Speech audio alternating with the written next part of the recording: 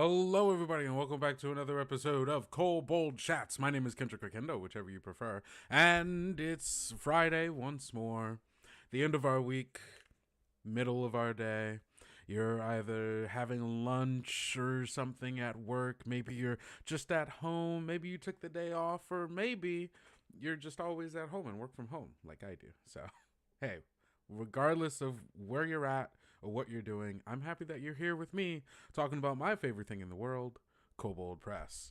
Hope all of you are doing good. You know, it's that day again.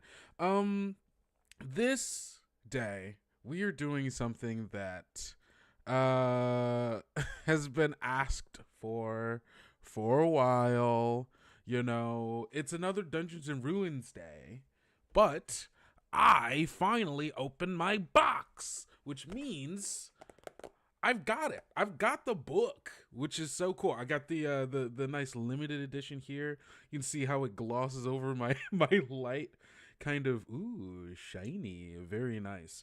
I love this cover. This is my first actual limited edition cover of any of our books, I'm pretty sure.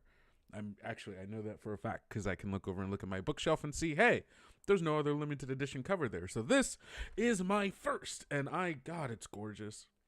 It's so good. Like, oh my God, the faux leather cover, the I don't really know how to describe.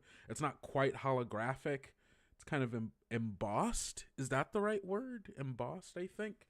Yeah, I'm a happy kobold because man, this book it's gorgeous, and I finally opened my box to get all of this stuff out, because I just recorded an unboxing video, which I have to edit, and then you all will be able to see over on our YouTube, which you can find at youtube.com / thank you thank you for that, because I don't always know words. So yes, embossed was the right word. But you can find it over on our YouTube, which you can find at youtube.com / Kobold Press. I'm pretty sure at Kobold Press. I don't remember how YouTube does it.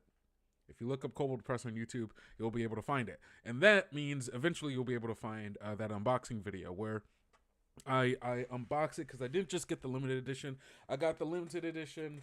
I got the regular. Whoop, there we go. The regular edition. This cover also gorgeous.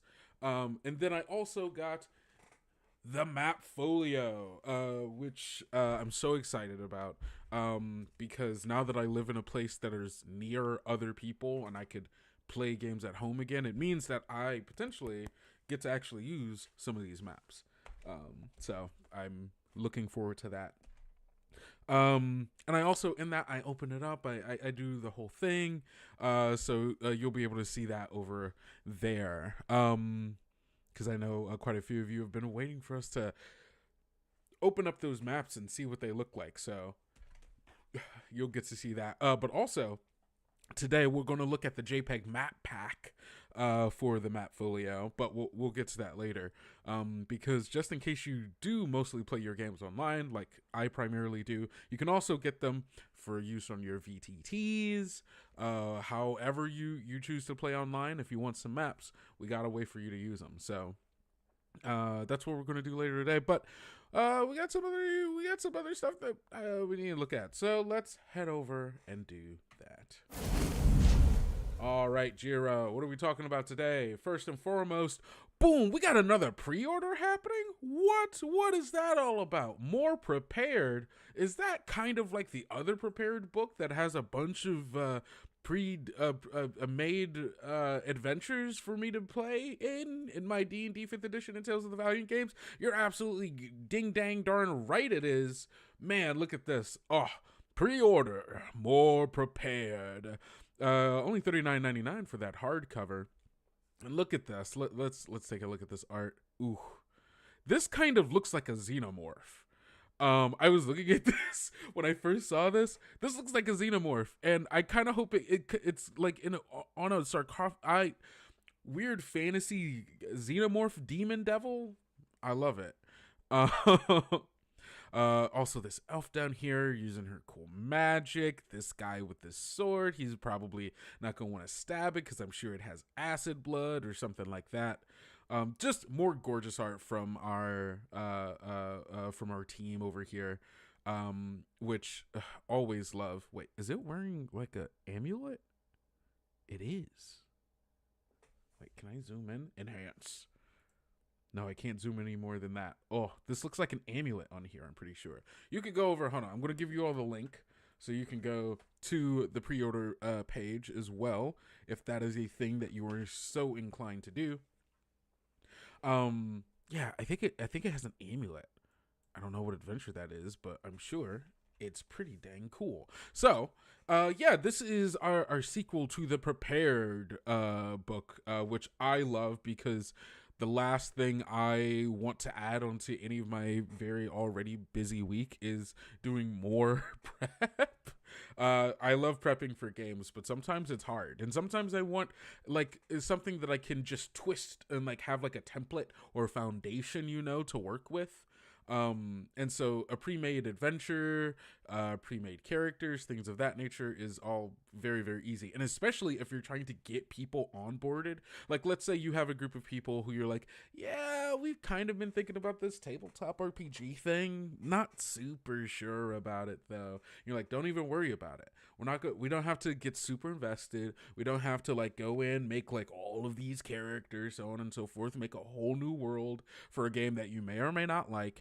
You can pick up a book that has pre-made adventures that with hooks and stuff to easily get your characters onboarded so they can get in. And then you could use one of our 6 pre-generated characters, also known as the Valiant Six. One for most of our classes. It's not all of them.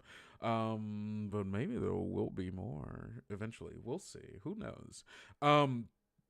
But yeah, it's a very easy way to just get people into the game. It's a very good way to lower your work as a game master, to use something that's already mostly made, or it is fully made, but you can tweak it, add stuff, take stuff out, whatever it is that you want to do, and it's there to work for you. So the first book is really good. I can't wait for the second book. There's going to be some familiar writers in here for this, including some of our kobolds. So I'm super excited about that. Let's go down here to the description. Adventure is ready, even when you're not. Did game night sneak up on you again? Are your players ignoring your carefully laid plots to follow their new favorite NPC around? More Prepared is here with plenty of solutions to your problem. These 30 low prep one-shot adventures for the Tales of the Valiant or 5th edition RPGs fit seamlessly into your campaign. Adventurers will rescue survivors in the heart of a malfunctioning magical prison, travel the white water through a subterranean war zone, save a wedding from a crashing bronze dragon, explore a crumbling village with a serious doll problem, confront the delightfully mischievous daughter of Dib. Oh man, Dib's back, and Dib's got a daughter. Love that. And much more. This collection also includes detailed maps from cartographer Tommy Salama. Oh my goodness, featuring adventures for levels 1 through 15. More Prepared is the ultimate collection to turn your next no prep game night into a legendary success. You could always be more prepared. Ooh, that's good copy. Great job, team, on that one. I like that last bit. Yeah, no, this is, I mean, hey, it's all of that. 30 is wild. So what, at $39.40 or $39.99, let's round that up, $40, right? Not including sales tax. That's like a little over, it's like $10 and some change per adventure, which is really, really good, especially because it's levels 1 through 15. I mean, you could probably find a way to weave all of these together if you really wanted. That might be a little difficult, but I believe in you. I think you could do it. So, and also, yeah, I even forgot that you could just throw these into a campaign you're already running, right?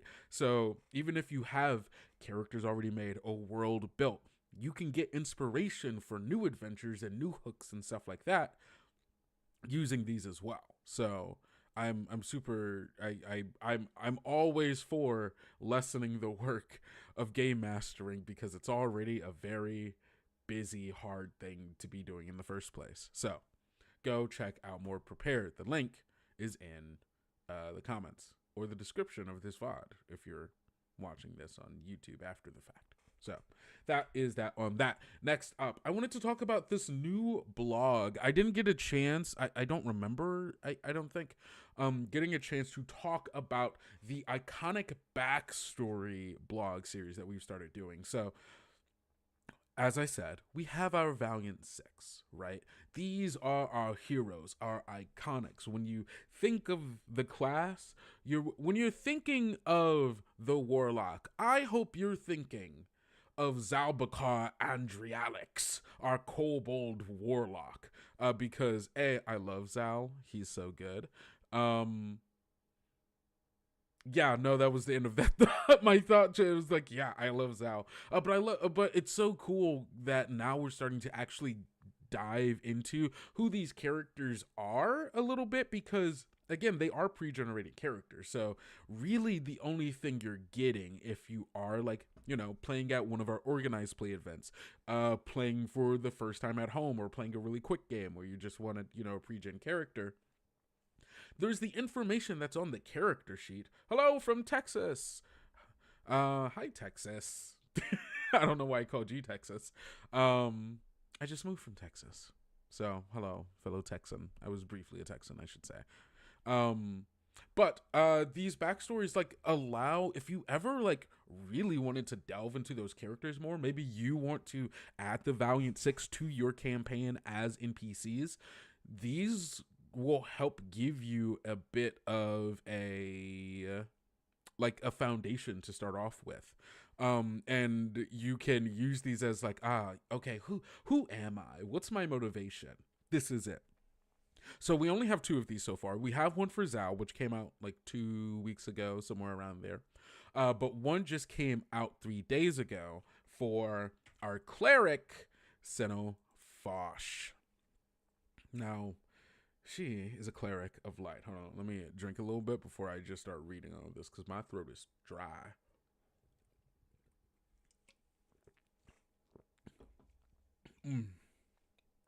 So good.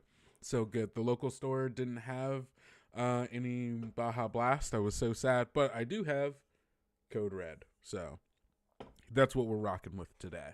All right, so Valiant Six iconic backstory. Kobold Press presents Senno Fosh, Cleric of Light. When Kobold Press launched the Tales of the Valiant RPG, we all wait. Hold on. Wait. Whoa. Let me get you all the. Oh no. Hold on. I'm gonna have to. Let me get you all the link to this, just in case. Because if you wanna, check it out too, you 100% can. Plus, there's a link here to download Senno Fosh's character sheet. From 1st through 4th level, so whichever of those you may need. And you could check out who she is, both mechanically and narratively. So, we launched 6 pre-generated characters for people to be able to start playing right away. These characters showed iconic representations of these classes and provided some art that appears in Tales of the Valiant products showing these iconic characters in action. But who are these characters? We know their heritage and background, but how did they get from there to the character you can play? Today, we find out about our Cleric of Artemis, Senno Fosh. So, Senno Fosh, she is a human cleric, light domain subclass. Her lineage, she's human. Her heritage is Grove, and her background is adherent. What do those things mean? Well, we're about to find out. Unbeknownst to the kingdoms below, the disciples of the Temple of Artemis watched from the moon-kissed peaks of the ever-living realm. Only the brightest daughters of these lands are invited to train with the warrior priestesses in the mist-shrouded forest atop the world's crest. A human named Senno was one such daughter. She caught the attention of the sister Thalia Nightgale during a tour of the nearby lands under the stewardship of Lord Varys Blackstone. Thalia and her fellow priestesses arrived at a border village to find the local militia scattered, overrun with freshly animated undead. Amid the confusion, one 6-year-old girl who scaled the town watchtower and lit the beacon to summon aid from neighboring settlements. The act of vigilance was the first of many Senno would perform under the tutelage of Thalia, who became a friend and mentor as the young initiate grew into a full-fledged adherent of the Radiant Order. In the years that follow, Senno searched the mysteries of Artemis and honed her skills as a defender of the light, while fellow initiates found their calling as sacred scribes and ritual keepers. Senno's aptitude with the scythe, the sacred weapon of Artemis, set her path as a radiant warrior. When Sister Thalia was elected to lead the temple as the new Reverend Mother, Senno soon found herself elevated to a high position within her lifelong mentor's honor guard.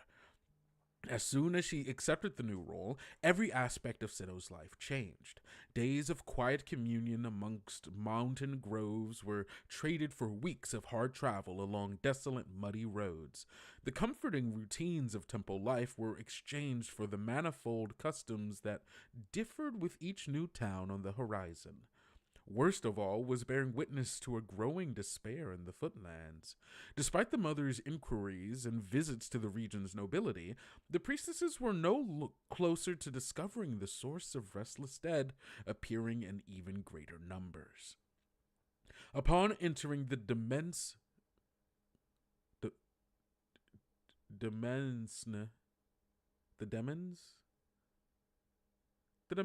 I don't know how to pronounce that word. I'm going to keep going. Upon entering the demesne of Lord Blackstone, Senno saw a different land than that of her childhood. Abandoned hamlets, fields of rotten crops, and the charred remains of farmhouses lined the road of the Lord's estate. The priestesses reached the gates just as sun set, giving way to the moonless night, the point of the lunar cycle when Artemis's influence was weakest. As a retinue of helmeted guards escorted them across the manicured courtyard, Senno signaled her companions to stay on high alert. An ill feeling slid just beyond her awareness. Just as the cleric stepped through the reception hall doors, dozens of fanged creatures descended, crawling along the walls and ceilings like pale insects. Simultaneously, the glamours and spells clouding the sisters' senses dropped. Senno's mind reeled as she sensed the scores of undead hiding within the fortress. The sisters fought against the spawn, but they had neither the numbers nor the power to stand.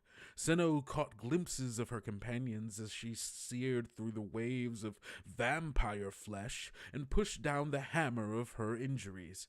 She saw her sister drop to the floor in a crimson splatter before a crawling mass of feasting spawn buried her.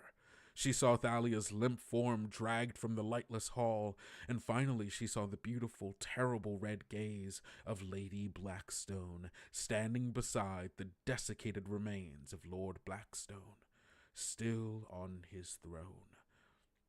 In a corner of her pain-addled mind, Senno felt her body hit the floor, crushed by the weight of cold, crawling bodies. She felt a gentle hand upon her face, and her vision filled with silvery light.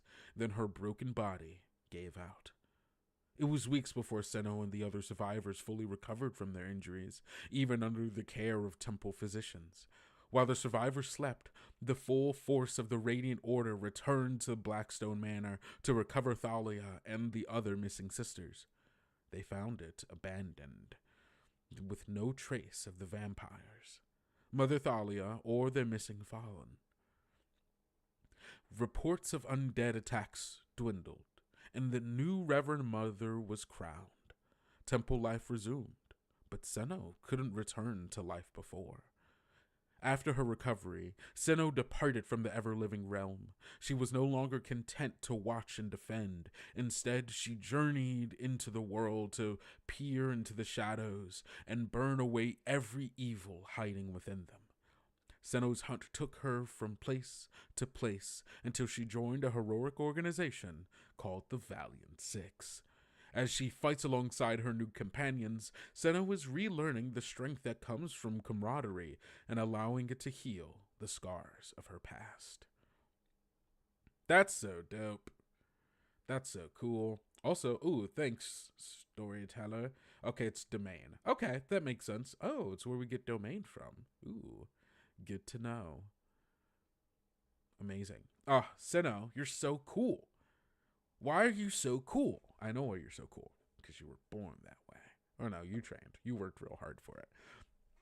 But I like this. See, like, I love that this gives just enough, right? Where it's like, it doesn't, like, you know that she's skilled. You know that she's talented. You know that she is a hard worker who cares about helping others and the people around her. You know that she is alert. You know that she is a character who is looking for something. She is probably looking for revenge, right? She is looking for Lady Blackstone. She's trying to recover the body of Mother Thalia. Like, she is all of these things, but you can still kind of make her your own. And there's also enough here where, again, if you're just dropping her in the world as an NPC, this is a super cool, like, there's so much here, right? The Temple of Artemis, the Ever-Living Realm, Lord and Lady Blackstone, and like all of these, like, you can seed these into your world and then have, you know, Senno show up, or the entire Valiant Six, or Senno show up and be like, hey, I am looking for this thing. Like, I've heard that there is maybe some remnants of like followers or like something of like Lady Blackstone. You know, the other Valiant Six, they're out for lunch or something. I need some help. Help me go do this. And like, there's, I don't know, there's enough here to really chew on for her as a character, while also like building out a world a little bit so that you can either play her more fully or with, you know, this, all of this in mind, or you can use her and her backstory to help create a story for your own players in table. This is super cool. Thank you so much, Celeste. And this is not the only. There is even more. There's the one for Zal as well. So I'm gonna put this this link for the Iconics. If you want to check out the one for Zal Bakar and Alex, you can do that as well. It's so nice. I can't wait to see what because oh my god, there's four more, right? We've got our hold on, we've got our boy. And I gotta get the book again. No, wrong book. We've got our boy Alizon here on the front cover. Oop, where is he? Here on the front cover of Dungeons and Ruins with some people who were definitely not a part of the Valiant Six. Maybe future Iconics? Who's to say? It's so good. So good. Absolutely love it. Thank you so much, Celeste. So that is that. Now, on to the next thing. Again, people have been wanting this so much. And it's finally here, right? We've got Campaign Builder, Dungeons and Ruins, as I've just shown. And we're going to talk about Dungeons and Ruins. The last time we looked at it, we looked at the new subclasses, some of the new subclasses that are in the book, which are great, which I think we looked at the Elegy Bard, we looked at the Demolitionist? I think it's the Demolitionist, show you the maps. Don't worry, bud, I've got you. Just for you, we've got the map. So, as if you didn't, as I was saying, there's obviously the map folio, which you can get in print, but there is also the JPEG map pack, which you which you can get over on the Kobold Press store. This is for, you know, again, if you're playing on like a VTT of some sort, if you're playing on, you know, any other kind of digital way and you need a physical reference or like a visual reference for what's going on, boom, your maps are there for you. So let's take a look. Let's take a look at the maps. So in the map folio, hold on, wait, I'm gonna get the back here. So in the map folio, which is come with me. So in this map folio that you've got here, there are 12 maps. There are 6 of these bad boys, 6 of these, front and back, and there is a special little laminate on it.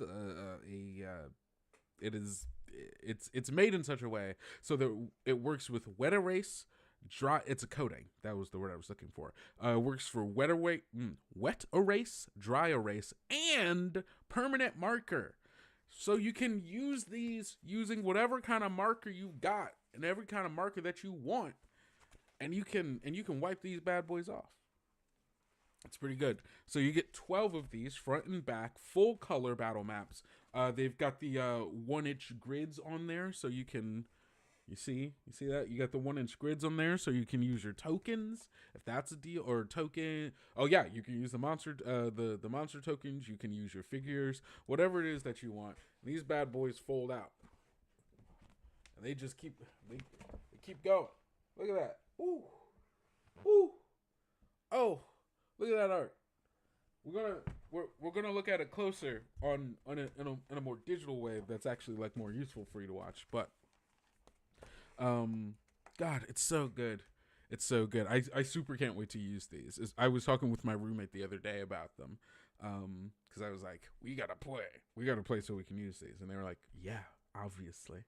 So I can't wait for that. Let's go back to looking at the JPEGs. So look at this bad boy. So there are 12 of these, as I was saying. Yeah. So in the map pack, excuse me, there are 2 versions of each of these maps. There is a grid version and a non-grid version. The grid version is going to get you, that's this one right here, where you can see they're the 1-inch squares, like I was talking about. Super easy for you to, throw your roll 20 tokens or your shard VTT tokens, whatever it is that you're using. You can throw those bad boys on here. But it also comes with a non-grid version, so it's just the let's go back. So it's just the art here, and this also works for if you're using, like, let's say you don't want the 1-inch token, 1-inch grid, right? Or you want like a hex grid, or you want to change the size of this. That's why you would use this one, or maybe you don't need the grid at all. This way you don't have to worry about it. Boom! Look at that. It's all on here. So you've got 2 versions of each of these. I do what I can. And so, yeah, so this one is called Caverns of the Bat Cult, which is wild. I'm going to be honest, because I haven't read all the way through Dungeons and Ruins yet. I don't know if these are referring to sample dungeons that are already in the book, or if these are just maps that were made that you can use, so that's basically what I was getting. So regardless of even if there is a dungeon that's already in the book, you can still just use these maps for whatever you want. You can fill them however you want. And so this is Caverns of the Bat Cult. You see, we've got this entrance up here, and then you get all of these little outlet rooms where you can put in like monsters hiding. You can put in treasures. We've got this altar to the bat, which kind of looks like a cool gargoyle guy. I like that. Looks like a prison here. Maybe? No, not a prison, because there's barrels and a chest in there. So, this is that's like a cloth, like little, what's it called? Screen? Yeah, that's right. We've got, no, come on, go back. Yeah, there's a crypt here, a coffin, a little secret alcove going in. Love that. Or like a secret door. Ooh, yeah, no, that's cool. And then, yeah, so this is Great Cave. Nice little dungeon, Next up, we have the Jungle Volcanic Lair. This is the no-grid version. I love this. First thing I saw here was, whoa, what's this bird nest doing here? maybe giant eagles, maybe falcons, maybe some other egglet harpies. I don't know. You can put whatever you want. It's your game. But like this gives like a nice little like, oh, there is a creature here that maybe has something that it's trying to protect. That's a reason why, you know, you're trying to come up this path and it's going to get you. And then you come up here and then, ooh, what's this? This seems like some kind of ruined altar. What is this? A throne of sorts? What could be here? Only you can say. And then you've got this secret entrance into here, which you got a table with some stuff, another altar looking thing. Oh, I'm also so stoked for Margrave. As someone with only like a little bit of knowledge of Margrave, of like what it like used to be like, I'm so excited to see how they implement changes and like updating it for Tales of the Valiant and just like a new style of play. It's gonna be really cool.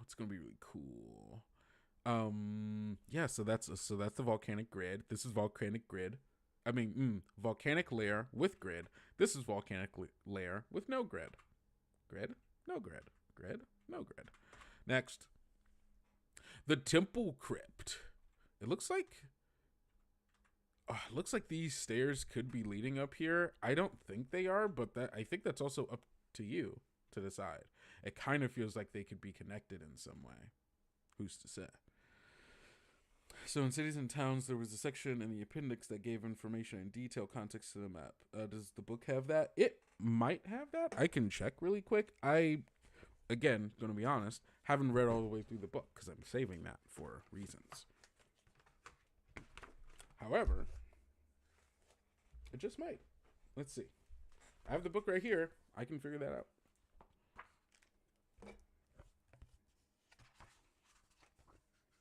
Let's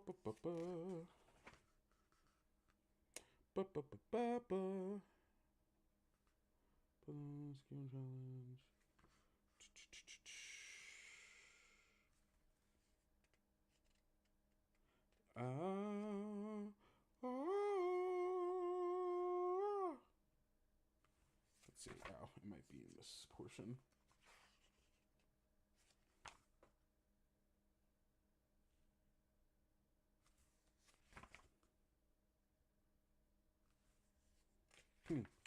I am not seeing it currently, just on like a very quick like look through.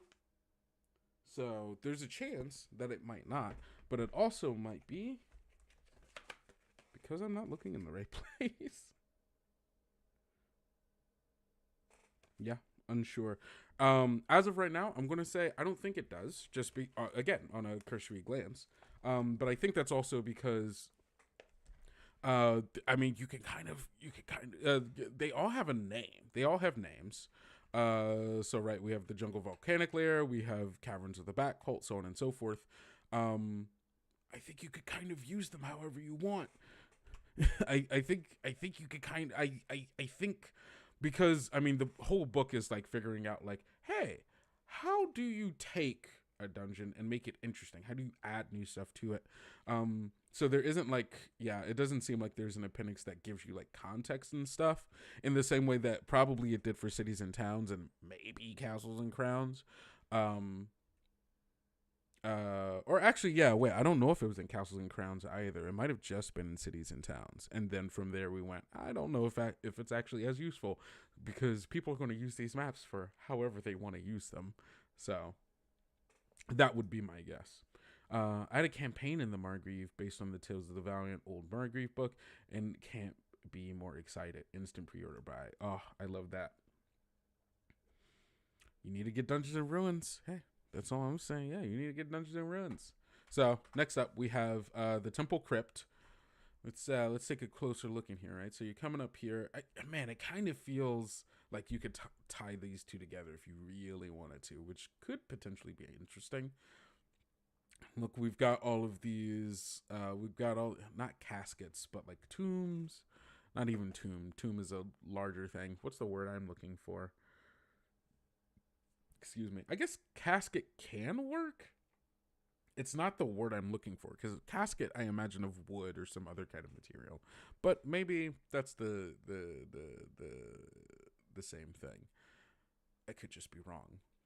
So we've got a little altar here where you could leave behind some stuff, and I love like all these little items. Like, oh, there's some gold here, and in candles. Oh no, these are candles, not gold. Yeah, but however you and your characters read it.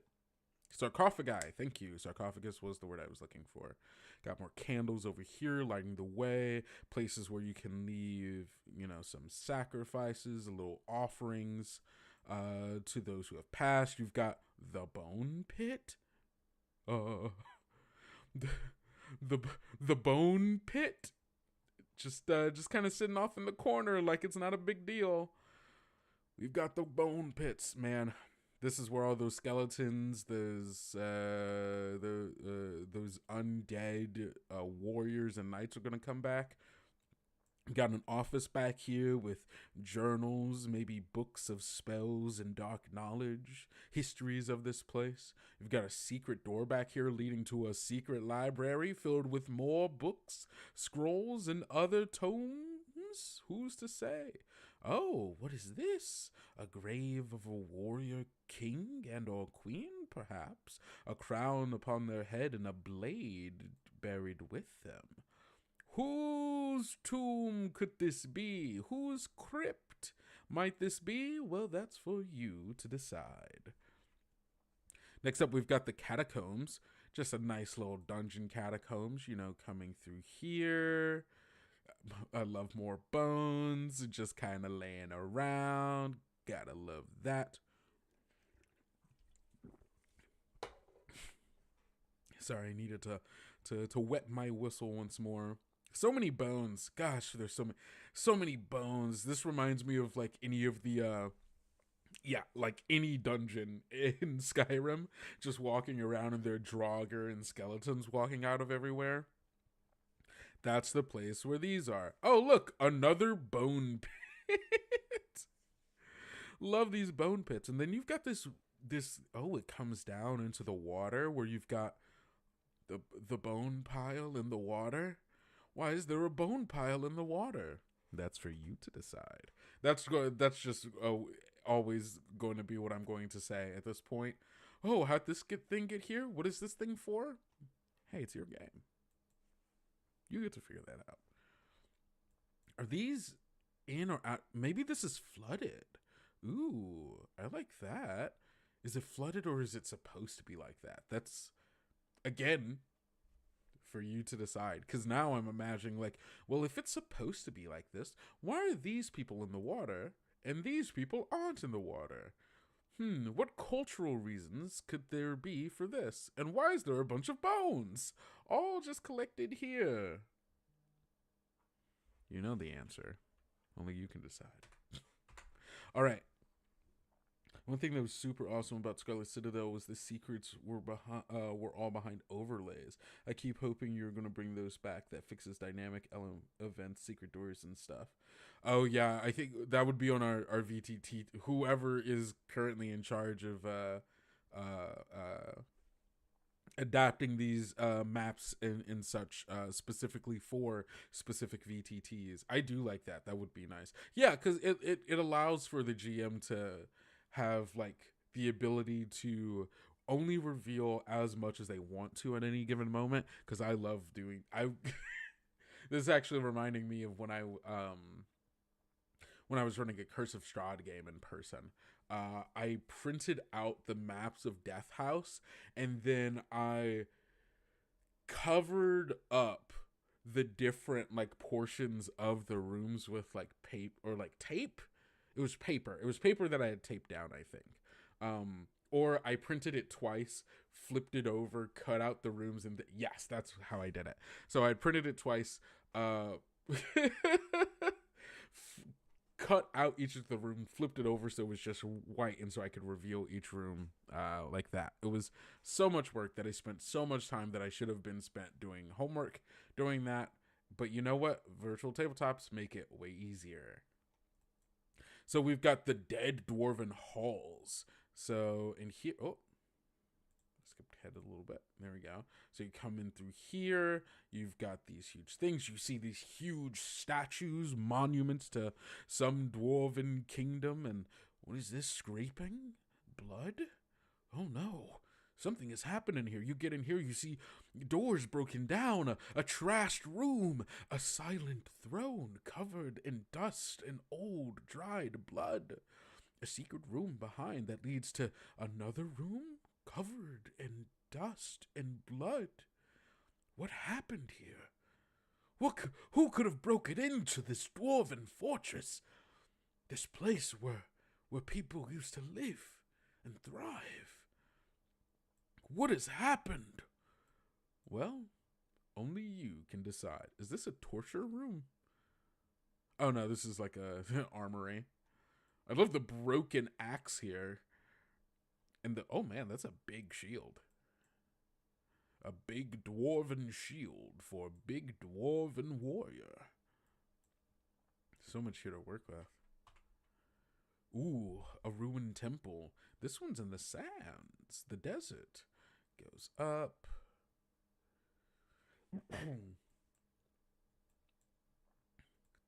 That one goes down. We've got some sarcophagi. We've got some candles. It's kind of open. Something has come at here. You're at Max and very quiet. Thanks for letting me know. I was messing around with my my audio the other day for recording, so I might have just need to turn it up. I hope that sounds better for you. Okay. But we've got, we've got these broken down walls destroyed by time. If I have a question besides yourself, if you are, who's my favorite dungeon master? Oof. If we're using the term dungeon master and specifying like 5th edition and like Dungeons and Dragons, Myra Stritter. Ooh. Who's my favorite? It might be... Who's my favorite dungeon master?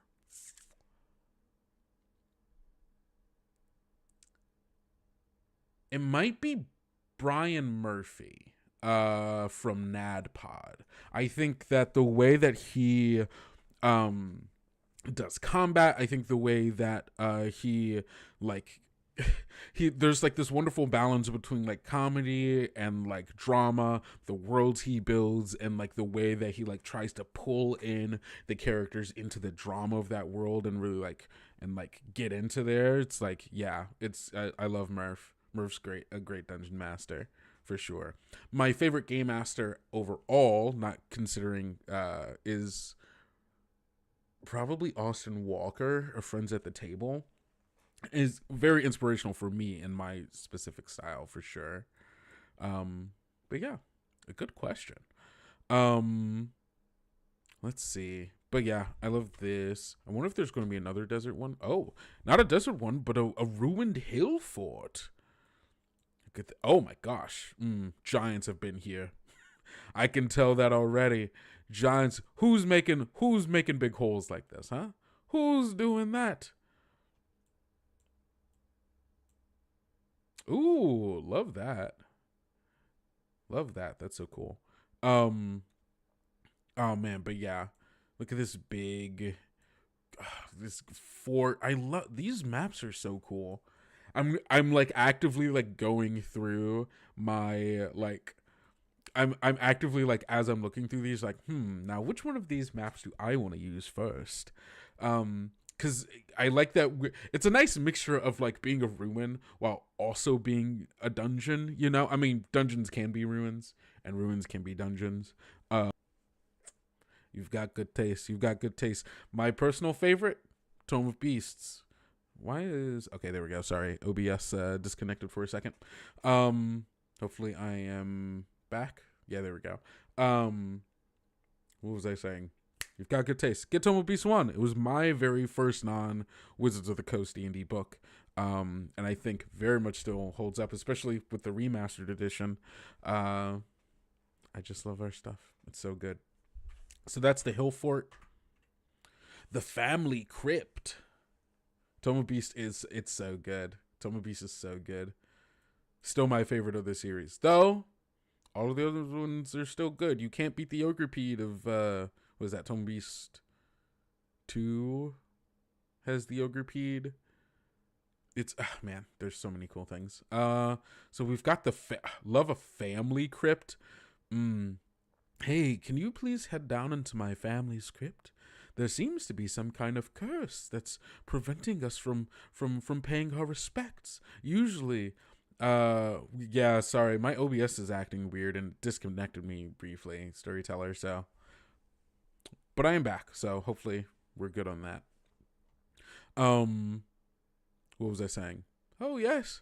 Normally we go every year to pay our respects to Father, but there's some kind of strange things. The ghosts are wandering around, preventing us from paying our respects. Can you please go down there and figure out what happened? Maybe it's amongst the torture racks of the family crypt. And why is there a dungeon in the family crypt? Who's torturing people in the family crypt? Are you torturing your family in the family crypt? I'm saying family a lot. And then the secret room with all of the magical trinkets and artifacts, bottles of components. Alchemy and magics are happening here. Right next to Father's sarcophagus. Any suggestions for magical items and creatures, non-Wizard of the Coast? Any creatures? Again, so you've got Tome of Beasts 1 through 3. You've got Creature of Codex. All of our creatures for Tales of the Valiant is 5th edition compatible, so it does work for Dungeons and Dragons. So you could get Monster Vault 1 and 2, which just finished backing on Kickstarter, and 100% my favorite thing about Kobold Press, we're known primarily for our monsters, and the reasoning behind that is because we take a very different philosophical approach, a philosophical design approach to monsters, where we want they hit a little harder and they can do more things, because we also give players the tools to be able to do more as well. They have powerful spells, they've got powerful feats, they've got powerful character options, and all of those things make those characters feel heroic and powerful. And so we also make the monsters feel like they match the fiction of what those monsters are supposed to do, right? We give them more reactions and bonus actions to be able to change things up and give the game master the tools to be able to make sure that the game stays exciting and engaging and not just, bags of hit points that are going around. So Vault of Magic. I don't think Vault of Magic, I don't think it's out of print, because we do bring them to conventions. Vault of Magic, if you're looking for magic items, is our book of magic items, right? Vault of Magic, I believe also, this is either in Vault of Magic or it's in Tome of Heroes, introduces mythic items, I think is the term that we use. They're either mythic or I can't super remember what they're called, but basically there are magic items that level up with the player as they get stronger, right? So let's say you get this magic sword at level 1, right? You go through this whole adventure, yada yada yada. You get to it, and there's oh yes, you found the lost blade of Saint Arnos, paladin of Bahamut, or whatever, right? And it's and you're oh whoa, there's this super cool magic item, but you don't want to give your level 1, paladin or fighter this amazing game breaking item, right? Instead, you give them this item that does give them some more abilities, right? But as they get stronger, their bond with it gets stronger, and it gives them more abilities, right? And it grows with them, The Blade of Saint Arnos, it takes time to really, attune and begin to care for it's not quite a sentient item. It's somewhere in between, that I think is really, really cool. So definitely check out. I think it's in Vault of Magic. It might be Tome of Heroes. But either of those books also really good. Yeah. Man, this family crypt's got everything. It's got a wine cellar and a torture chamber and all of the bodies of my dead family members. What more can I want? Oh my god, these maps are cool. Ooh, a band. Oh, you gotta have a cavernous bandit layer. Let me check out Vault of Magic. I think Vault of Magic is on Roll20. I could be wrong. You know what? I can check that for you, right? Oh, you said you were checking. I don't need to go to my. You got this. I believe in you. Let's see. So yes, the bandit lair. You've got, I love a river that you can come in, a little bit of a waterfall. You go through here. Ooh, you've got like an elevator that you can go up and down. You've got this hidden bandage storage all the way back here. You've got their little camp. Oh, this is one that I would get so much use out of. I love fighting bandits. More so, in my games, my players don't. They fight monsters sometimes. It's very rare. Most of the time, their enemies are other people, and that maybe is just how my brain works. Where monsters and other animals, they're out there, but it's very rarely the primary antagonist that I'm dealing with. Tome of Magic, yes, Tome of Magic is Kobold Press, or it's Tome of Heroes. So there's Vault of Magic, and then Tome of Heroes. Oh, Tome of Magic?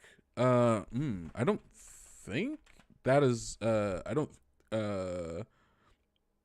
think that's. Yeah, no. No. We have Deep Magic. Deep Magic Volume 1, Volume 2 has so many spells. Too many, not too many spells, because you can never have too many spells, but it's like, what? Each one has somewhere in the range of like Tome of Heroes, though. There we go. Yeah. Tome of Heroes might be the one with it. I genuinely can't remember. It might be Tome of Heroes, because that also has more character options and magic items and stuff in there as well. So you might be in luck, and it's in Tome of Heroes.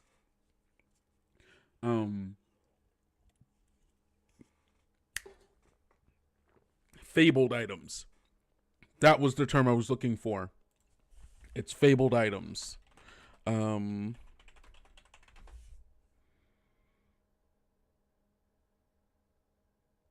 pretty sure. And now you've got me looking it up, because I'm like, what is it again?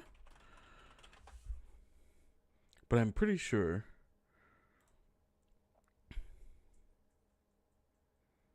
More than 20 through the new expanded rules. New spells. Dang, it might be Vault of Magic. Let's see. Vault of Magic. New themes, new. I was hoping that it was going to. Come on. I don't. Okay, the thing that I was looking at was not going to give me a quick answer, tragically. It might still be in Tome of Heroes, unsure. Bandit Lair is very good. Next up, we've got the Fey Barrow. Ooh, this is really nice. You've got the above ground Stonehenge kind of deal, and then you go down here and enter, and what's this?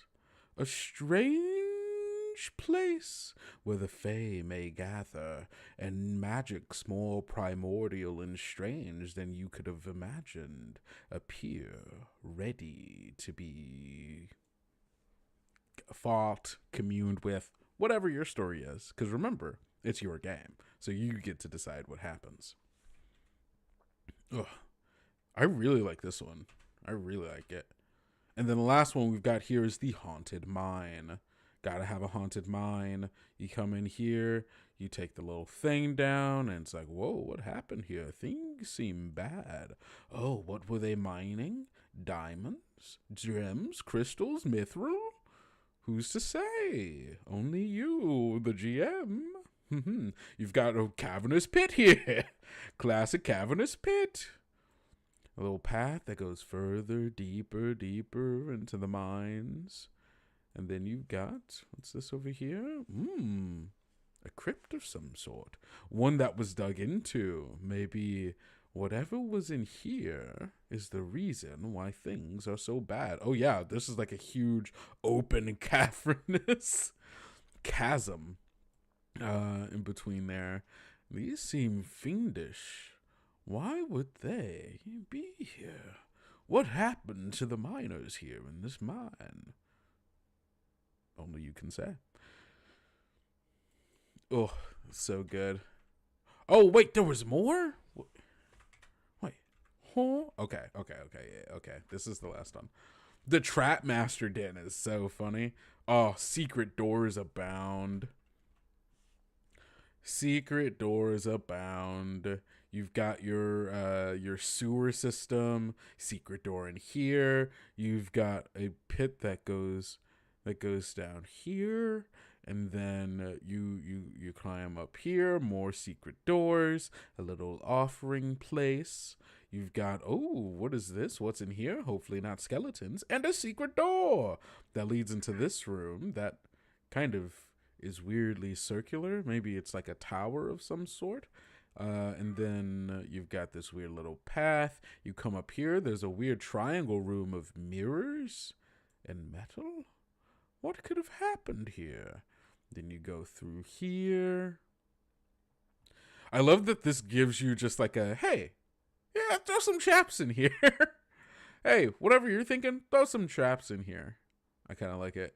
And then obviously more secret doors, secret passage that goes over and or under. Oh yeah, because this goes up. So this would be under. That room must spin. That's kind of what I was thinking.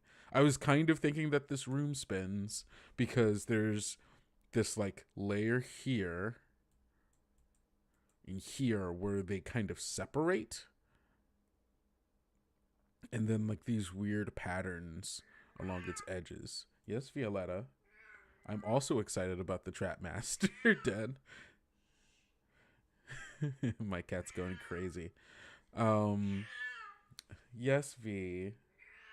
I know, it's so scary. I don't know if you all can hear her or not. And then this is the Trap Master's room. He's got his tinkerer's tools, all that stuff. He's got a little bed and a cape. Oh, he fashions himself a hero, does he? Well, well, well. And then there's another secret room with a nice little chest in there, and then more ways going out. She's a fanatic too, right? Oh, look at that. This is cool. Oh man, now I'm just trying to think of like, oh, what kind of like traps in here. So I like this being like a spinning room.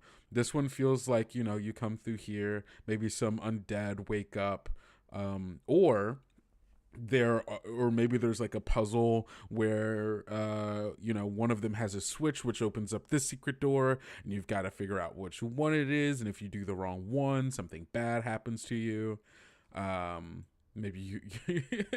Maybe you know, like a puff of like poison gas, something like that.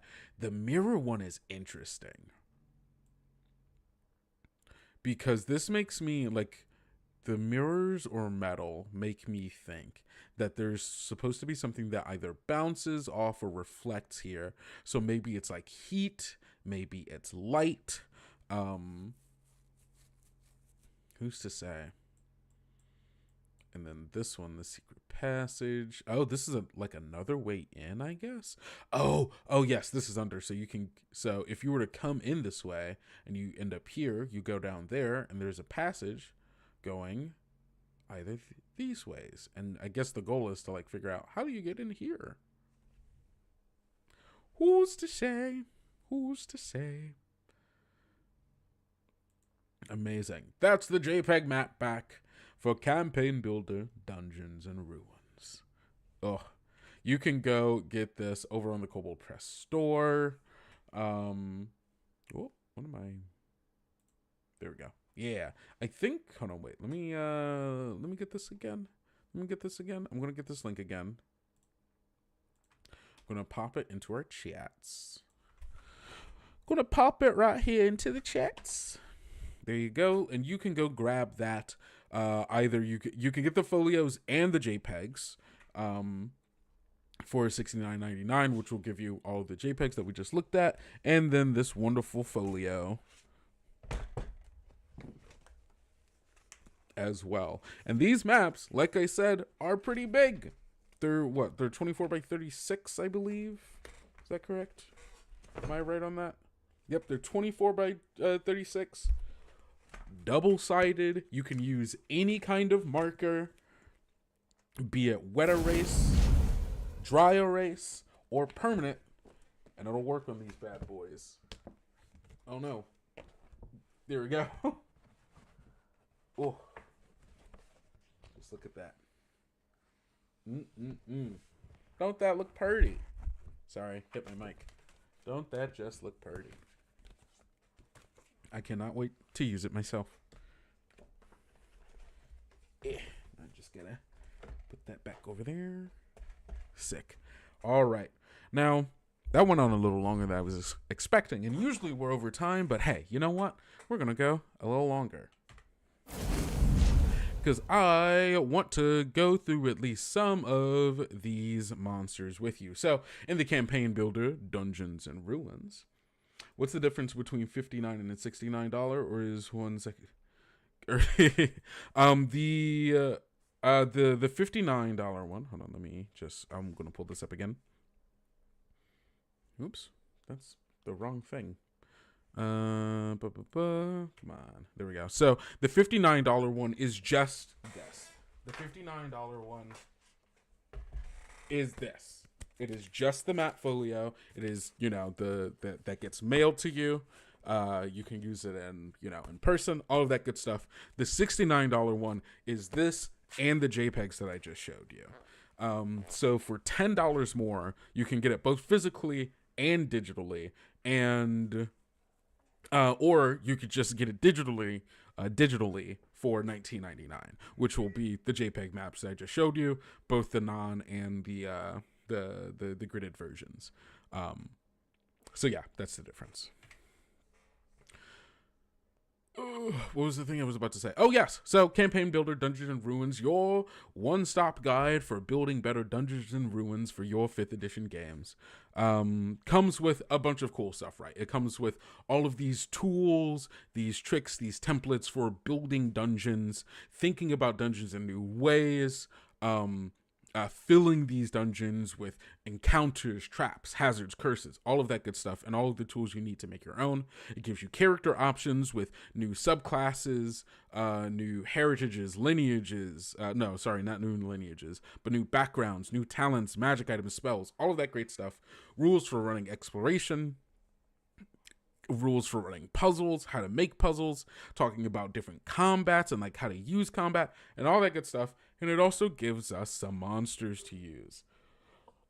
So we're going to look at 2 of these monsters. In Appendix A, no, get out of here. What was that? There we go. In Appendix A, Dungeon Denizens. So there's just some, just going through here again, once more, our art, gorgeous. It's so good. Oh, PDF had an issue there. There we go. The art's gorgeous. Our monsters are so cool and so good. Look at this. This one, the walking sarcophagus, I love this. It's like just the detail, the purple miasma, the depictions carved into its sides. What does it all mean? You get to decide. That's just my catchphrase from now on. You get to decide. Yeah, no worries. So let's go through this, right? So the first thing that we've got here is the Brittler. Dry white powder flakes off the squat quadruped, revealing pink flesh. A long dorsal tentacle whips the air above the creature, sporting a sharp stinger. Lost exoskeletons. Brittlers started out their existence with exoskeletons surrounding their soft flesh and protecting them from predation by more powerful underworld creatures. When a rival exoskeleton species encroached on their territories, Brittlers quickly developed an enzyme they could use to dissolve their foes' bones. Though they succeeded in driving the rival species to extinction, their victory came at a bitter cost, as their descendants lost the ability to grow exoskeletons. You know? Hold on. Do we know if there's another campaign builder book in the series? There is. It's being worked on right now, and I can't tell you more than that, but I can tell you it's my favorite. It's going to be so good. It's going to be so good. The most I can tell you is that we did have a vote over on our YouTube poll and in our Discord where we were like, hey, if we did another campaign builder, what kind of book would you like to see? And the one we chose is on that list. And that's all I can say. So go check out those lists and make your own assumptions. So that's cool.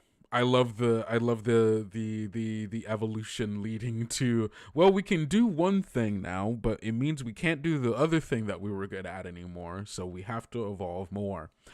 Bone dissolvers. Brittlers retain the poison they use to dissolve bones, but have transferred it to a stinger-tipped tendril.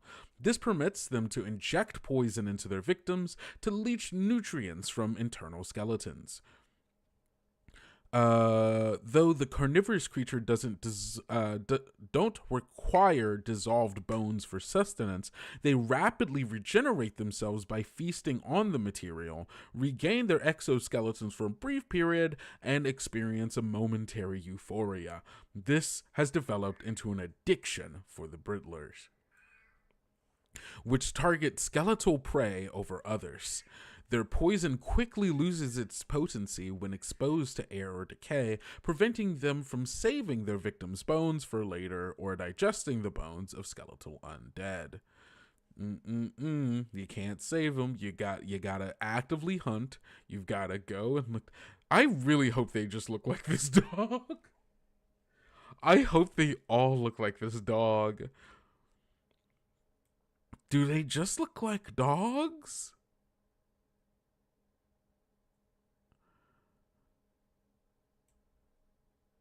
We'll see.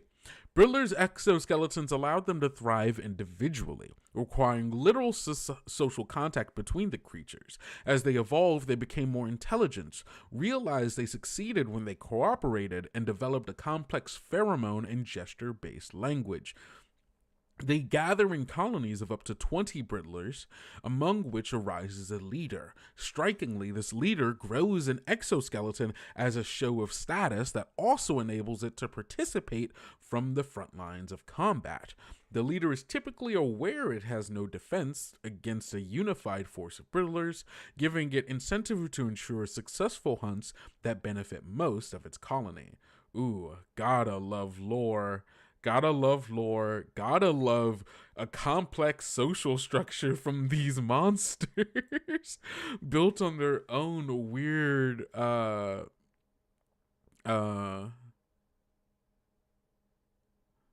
my god, this is so cool. Do they all look like dogs?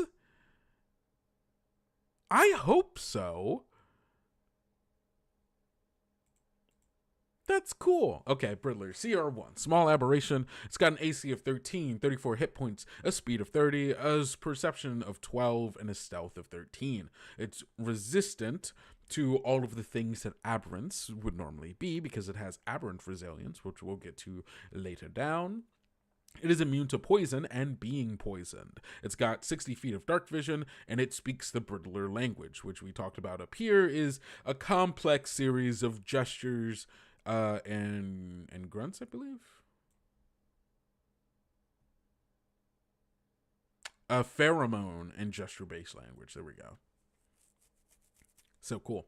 So you can't speak Brittler unless you know how to emit certain pheromones and know its gestures. It's got a strength of +1, dex +3, con +3, int -2, whiz +2, charisma -2. The Brittler is resistant to the charmed, frightened, paralyzed, and stunned conditions, as aberrants normally are. And it has advantage on saves against spells or effects that would alter its form. You can't change the form of a creature that is not of this world and is strangely unnatural. When the floof boops you. Bone ingestion. When the Brittler makes a bite attack against a poisoned creature, or a creature poisoned by its crumble bone toxin, it scores a critical hit on a 19 or 20. If the attack hits, the Brittler regains HP equal to half the damage dealt, and it gains +2 bonus to its AC until the start of its next turn. That is sick. Yes, Violetta, that is dope. The bone ingestion. Oh, that's cool.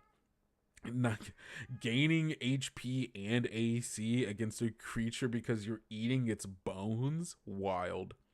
Crumble bone. When the Brittler produces a toxin in its stinger that slowly dissolves bone. When a creature succumbs to this toxin, it is poisoned and vulnerable to bludgeoning damage. At the end of each of its turns, the poisoned creature can make a DC 13 con save, and in the effect of Crumblebone on itself as a success. This is a poison. This has to be a poison that rogues use, that assassins use. That's so good. That's so good. I'm imagining, so purely based off of this, imagining the Crumblebone toxin as like a thing that people would extract from Brittlers and then try to use in combat. I'm imagining like if you had like archers with Crumblebone toxin and you had a series, and then you had like a front line of like people with like warhammers, mauls, light hammers, things like that, and then shields, and you had bowmen, boom, Crumblebone, boom, you're poisoned and vulnerable to bludgeoning damage. Now to send in my warhammer boys, the hammer boys as we like to call them, and now they're going to beat your butt to dust. Love that. That's so cool. I'm locking that one away. That's really cool. Limited amorphousness. The Brittler can move through a space as narrow as 1 inch wide without squeezing. If it benefited from its bone ingestion trait this turn, it loses this trait until the start of its next turn. Ooh, real malleable amorphous boys. Dope. Brittler, it's got multi-attack, it makes 2 bite attacks, so on and so forth, yada yada yada, so on and, yeah, you get it. Bite attack +5 to hit, 5 feet of reach, does 1d4 +3, and a nice little 5 bit of damage. The Hammer Bros. Dang it, you're right. I should have said Hammer Bros. I like my Hammer Boys, but Hammer Bros, it writes itself. For any of you doing a Mario-based Tales of the Valiant game out there you go. Sting. Okay, so this is where the things get fun. You get a +5 to hit, a reach of 10 feet. Ooh, a nice bit of reach there. 2d6 +3. Now that's the real damage. Really, this bite's here for the multi-attacks, but also for the bone ingestion. 2d6 +3, an average of 10 piercing damage, plus 1d6 or 3 poison damage. And the target must succeed on a DC 13 or succumb to the Brittler's Crumblebone toxin. See trait above. And then last but not least, it has Tail Whip. Oh, finally, Tail Whip's more useful, more than just having it lower their defense, because Brittler whips its tail in an arc around it. Up to 2 creatures of its choice within 10 feet of it must succeed on a DC 13 strength save or fall prone. Love that, which will just then, so you get a bonus action Tail Whip, whip it around, make them fall prone. Then you get a sting attack in there. If you hit, they have to make another DC 13 con save, in which case they have Crumblebone. And then You know, if they don't succeed at the end of that turn, then boom, you get to multi-attack bite, you get your bone ingestion. This is a scary monster to deal with. Even one of them could be brutal. More than one of them, whew, early on you might be looking at a TPK.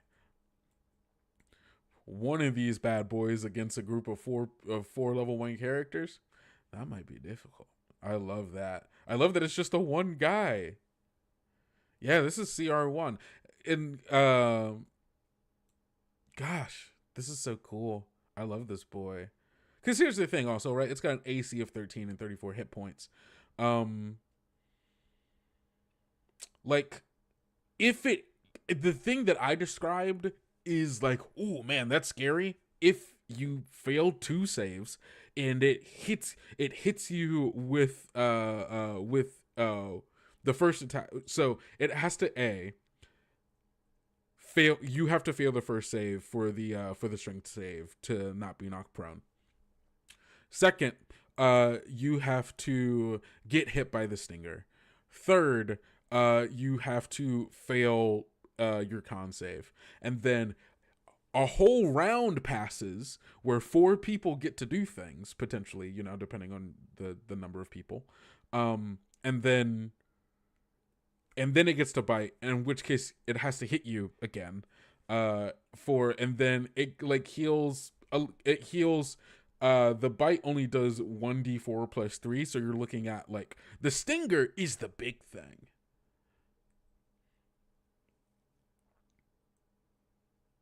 Yeah, this is This is an intro to condition fight. Like there's a lot of setup, big payoff. You don't want to be in range of its tail.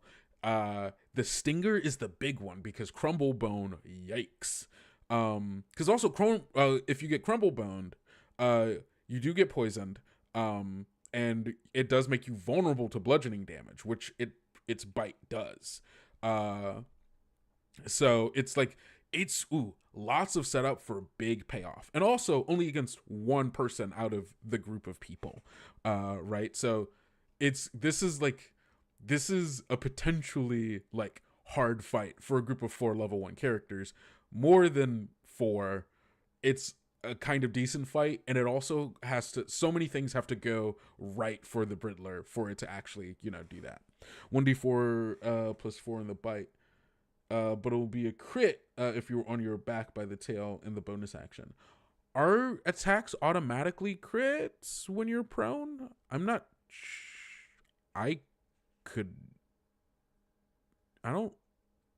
is that true? I know that that was a thing in a certain edition. Is that still true now? We're about to find out. Conditions. Let's see. Charm. Prone. There we go. Prone creature, because you do get they get advantage on attacks if you fall. But I don't think, it doesn't count as a crit necessarily. Prone creatures, movement, stand up, have disadvantage on attack rolls. Attack roll on a creature has advantage if the attacker's within 5 feet. Otherwise, the roll has disadvantage. Dope. So yeah, it has to be close to you. It's not a crit, but it does get advantage, which does make it like a yikes. But also, this is really good against one person at a time. Like if you get stuck with one of these, this might be bad. Like if you end up in like a trapped room where there's just one of these bad boys and you might have a hard time. But again, this setup for making that happen. Really interesting creature with like some really, really cool abilities. I like that a lot. Okay, so we've got Deep Dryad.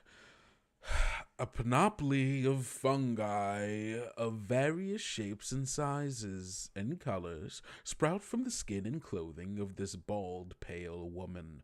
An underground fae. Deep Dryads preserve nature in underground locations with a specific focus on fungi, the staple plants of the underground ecosystems. They spend their lives underground where they tend mushroom forest and protect animals dwelling in the bowels of the earth, like forest dryads. Deep dryads bind themselves to ancient mushrooms and must find new mushrooms when their bonded mushrooms perish. Oof. Yikes. Mushroom and earthen allies.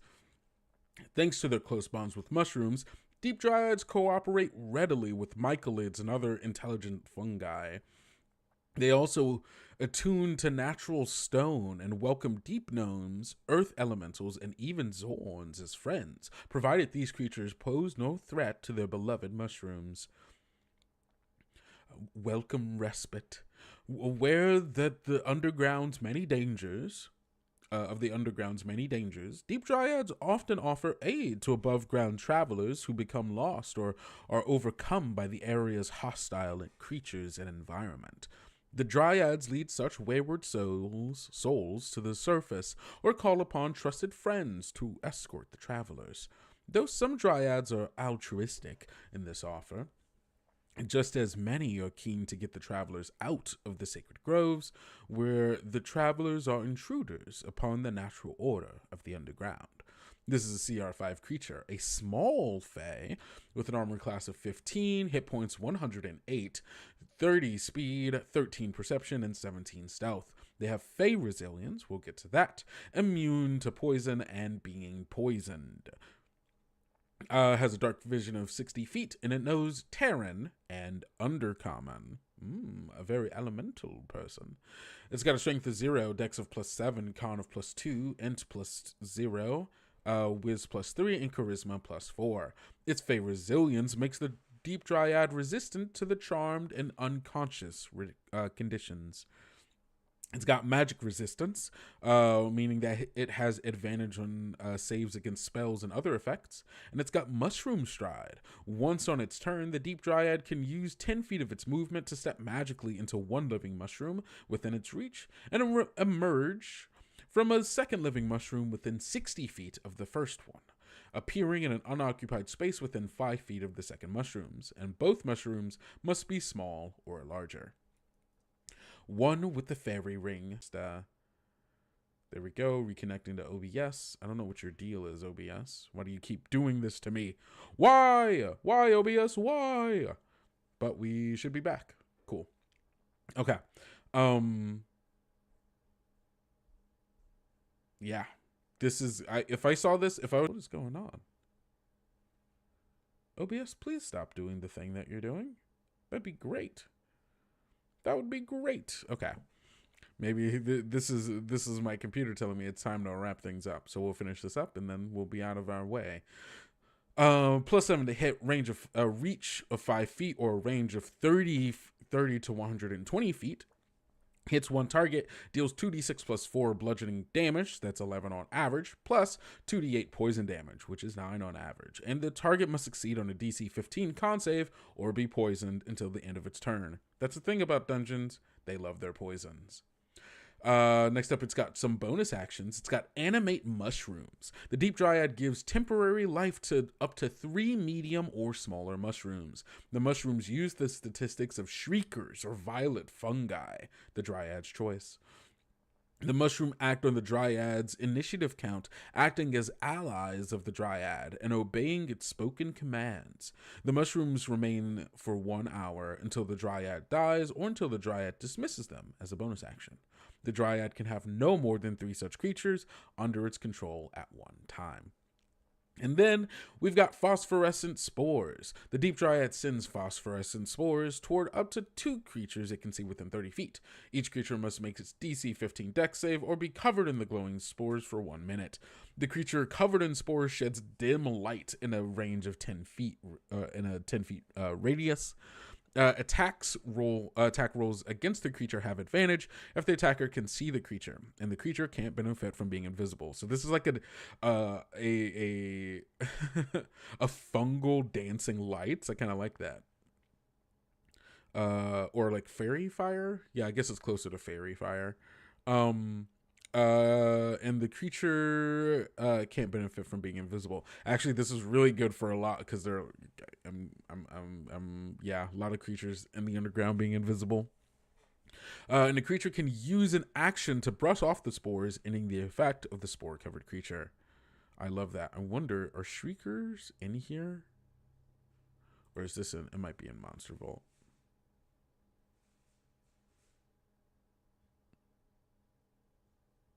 Scritcher. Yeah, this looks like, okay, they're in Monster Vault, so I would have to go open that. But yeah, the Deep Dryad is such a cool creature. I love this underground dungeon dryad who's just like, don't mess with the funguses and you're good. Fungi, I mean, because I'm such a fun guy. Both of these creatures are so cool and so inspiring for, you know, being in a dungeon, these underground places where things get stranger and, you know, weird fare coming out of mushrooms, and there's a bulldog who will melt your bones and eat your bones and then turn it into armor.